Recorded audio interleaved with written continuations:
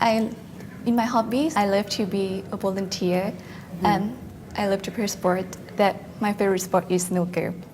Snooker, yeah, I think I had to Google that the other day. It's like pool, right? Why do you love it? Yes, because I have my own table snooker for provide others. And people in general think that it is rare to do something bad. They think negatively. So, but even if snooker can make the famous to many countries, and why don't we think positive? If we support it to be sport, it's gonna be sport. And so everyone can play. It's not only men or female. Yeah, of And course. I think snooker is not different from other sports like football or boxing. So that's why I play it. Great, so you are very good at it. Thank you. Okay, I will not play against you. You'll be on my team.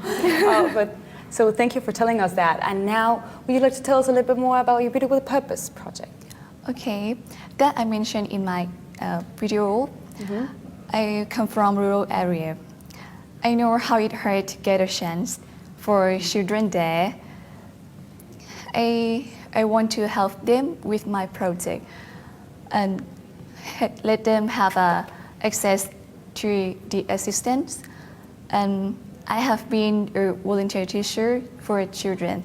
I have the purpose to help these unprivileged children to have better life.